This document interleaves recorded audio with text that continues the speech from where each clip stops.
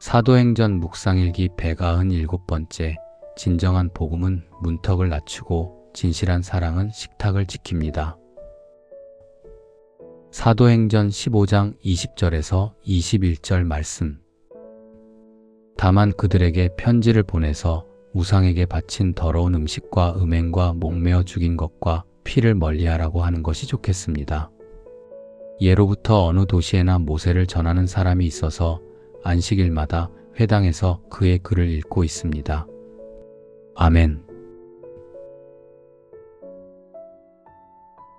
좋은 아침입니다. 연이틀 비가 내립니다. 30도를 육박하던 기온이 조금 내려가며 공기가 선선해졌습니다. 건조했던 날씨도 조금은 해소될 것 같습니다. 더위도 식히고 먼지도 씻어내는 반가운 비처럼 오늘 우리의 마음에도 은혜의 단비가 내리기를 바랍니다. 메마른 마음은 촉촉해지고 날카로운 생각은 부드러워지며 지친 영혼은 다시 숨을 쉬게 되기를 바랍니다. 그렇게 촉촉한 마음으로 오늘을 시작하는 여러분을 축복하고 사랑합니다. 오늘 본문으로 예루살렘 교회의 실질적 지도자인 야고보의 선포가 끝납니다. 예루살렘 공의회가 중요한 이유는 분명합니다. 이방인들에게 유대인처럼 되라는 조건을 요구하지 않았기 때문입니다. 예수를 믿기 위해 먼저 유대인이 되어야 하는 것이 아니라고 선언한 것입니다. 이것은 매우 급진적인 결정이었습니다. 유대인들의 오랜 전통에 도전하는 일이었기 때문입니다. 이 때문에 복음은 유대주의의 울타리를 넘어 모든 사람의 은혜로 퍼져나가는 중요한 전환점을 맞이하죠. 그런데 오늘 본문은 조금 색다른 중요성을 가집니다. 야고보는 유대인들에게 이방인을 억지로 유대인처럼 만들지 말라고 말합니다. 그러면서 동시에 이방인들에게는 몇 가지를 삼가라고 권하죠. 그것은 우상에게 바친 더러운 음식, 음행, 목매어 죽인 것, 피입니다. 얼핏 보면 또 다른 율법처럼 보입니다. 결국 또 조건을 붙이는 것 아닌가 하는 생각이 들 수 있습니다. 그러나 야고보의 뜻은 이방인들을 또 다른 규칙 안에 가두려는 것이 아니었습니다. 그의 의도는 공동체 식탁을 지키는 데 있었습니다. 당시 유대인과 이방인은 함께 식사하는 일이 쉽지 않았습니다. 음식에 대한 관습도 달랐고 정결에 대한 기준도 달랐기 때문입니다. 유대인들에게는 받아들이기 어려운 이방인의 생활 방식이 있었습니다. 반대로 이방인들에게도 유대인의 율법적 습관은 답답하게 느껴졌을 것입니다. 그래서 야고보는 서로 함께하기 위해 최소한의 배려를 요청한 것입니다. 유대인에게는 전통과 습관을 절대화하지 말라고 한 것이고 이방인에게는 공동체 식탁을 위해 자유를 조금 절제해 달라고 한 것입니다. 이것이 성숙한 공동체입니다. 한쪽만 양보하는 것이 아닙니다. 모두가 조금씩 내려놓는 것입니다. 내 자유를 다 누리는 것이 능력이 아닙니다. 함께하기 위해 내 자유를 절제할 줄 아는 것이 성숙입니다. 사랑은 내 마음대로 하는 것이 아니에요. 사랑은 상대가 숨 쉴 공간을 만들어주는 것입니다. 존중은 내 생각을 포기하는 것이 아닙니다. 내 생각을 말하면서도 상대의 자리를 지켜주는 것이죠. 교회는 사람을 자기 문화로 개종시키는 곳이 아닙니다. 또한 복음도 타인을 내 방식으로 바꾸는 일이 아닙니다. 예수를 믿는다는 것이 특정한 예배 스타일, 특정한 말투, 특정한 옷차림, 특정한 정치 성향, 특정한 세대 문화에 맞춰야 한다는 뜻은 아닙니다. 예루살렘 공의회의 결정은 분명했습니다. 이방인이 유대인이 될 필요는 없다는 거죠. 오늘로 말하면 새로운 사람이 기존 교회 문화에 완전히 동화되어야만 하나님의 백성이 되는 것은 아니라는 뜻입니다. 그런데 우리는 나도 모르게 그런 일을 합니다.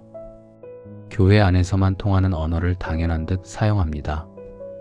형제, 자매, 직분호칭 같은 말들이 우리에게는 익숙하지만 처음 오는 사람에게는 낯설 수 있습니다. 예배와 기도와 찬송의 방식도 마찬가지입니다.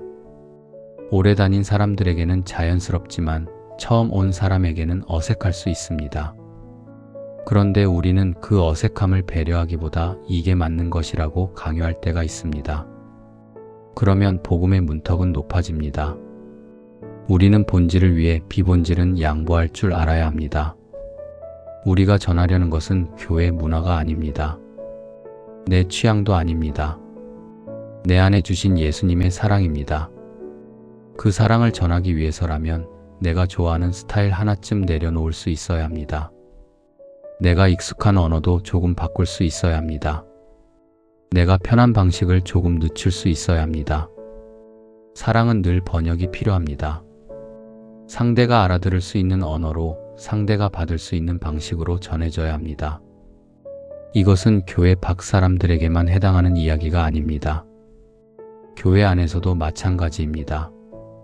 우리는 모임을 할 때 다른 사람의 생각을 듣기보다 내 이야기만 할 때가 많습니다. 내가 좋아하는 것만 길게 이야기합니다. 특정한 사람들만 아는 소재로 웃고 떠듭니다. 특정한 사람들만 즐기는 스포츠 이야기, 있는 사람들만 나눌 수 있는 소비 이야기, 나도 모르게 과시가 되는 취미 이야기들이 있습니다. 말하는 사람은 자유롭지만 듣는 누군가는 식탁 바깥에 서 있는 것처럼 느낄 수 있죠. 나의 생각을 나누는 것은 자유입니다. 나의 취미와 습관을 드러내는 것도 자유입니다. 그러나 오늘 말씀은 묻습니다. 나는 내 자유를 다른 사람을 살리는 방식으로 사용하고 있는가? 술, 음식, 소비, 말투, 정치적 표현, 신앙적 확신, 예배 방식 같은 문제에서 우리는 쉽게 말합니다. 내가 맞다. 나는 자유다. 그러나 복음은 한 걸음 더 묻습니다. 내 행동이 누군가를 배제하고 있지는 않은가? 내 자유가 공동체의 식탁을 깨뜨리고 있지는 않은가? 나는 다른 배경을 가진 사람과 함께 하나님 나라를 살아갈 준비가 되어 있는가? 전통도 마찬가지입니다. 우리는 전통을 무시해서는 안 됩니다. 그렇다고 전통을 절대화해서도 안 됩니다. 모세의 율법은 유대인 신자들에게 소중한 신앙의 유산이었습니다. 그러나 그것이 이방인에게 구원의 문턱이 되어서는 안 되었습니다. 오늘 교회의 전통도 그렇습니다. 전통은 지혜가 될 수 있습니다. 그러나 사람을 걸러내는 장벽이 되면 복음의 정신을 잃습니다. 결국 오늘 말씀은 이렇게 말합니다. 진정한 복음은 문턱을 낮추고 진실한 사랑은 식탁을 지킵니다. 우리는 더 많은 사람을 하나님의 은혜 안으로 초대해야 합니다. 동시에 그 초대가 무책임한 자유가 아니라 서로를 배려하는 사랑의 공동체로 이어지게 해야 합니다. 문턱은 낮아야 합니다. 그러나 식탁은 소중히 지켜야 합니다. 누구나 들어올 수 있어야 합니다. 그리고 함께 앉은 사람들은 서로를 배려해야 합니다. 오늘 하루 내가 가진 자유를 사랑으로 사용하면 좋겠습니다. 내 말이 누군가를 밀어내지는 않는지 살피십시오. 내 취향이 누군가를 외롭게 만들지는 않는지 돌아보십시오.